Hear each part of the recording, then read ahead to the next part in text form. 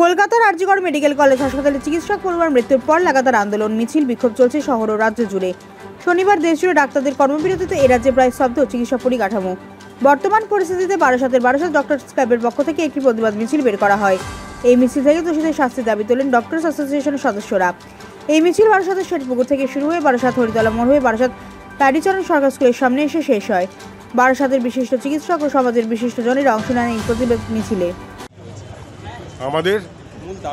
আমাদের মূল দাবি হচ্ছে আরজিকর হসপিটালে কর্মরত অবস্থায় যে মহিলা চিকিৎসক ধর্ষিত এবং খুন হয়েছেন তার প্রপার বিচার চাই, ঠিক আছে, এবং যাদের দ্রুত এর বিচার, কালপ্রিট যারা এর দোষী তাদের উপযুক্ত শাস্তি চাই, এবং যাতে ভবিষ্যতে এরকম ধরনের ঘটনা কিছু না ঘটে তার আমরা সুরক্ষার ব্যবস্থা, নিরাপত্তার ব্যবস্থা চাই। সমস্ত হাসপাতালেই ডাক্তার যাদের চিকিৎসকদের নিরাপত্তা থাকে। এখান থেকে মিছিল হয়ে হরিতলা মোড় অব্দি যাবে, তারপর ইউ টার্ন নিয়ে বারাসাত গভর্নমেন্ট স্কুল অব্দি যাবে। ডক্টর কৌশিক চৌধুরী, আমি প্রেসিডেন্ট বারাসাত ডক্টরস ক্লাব।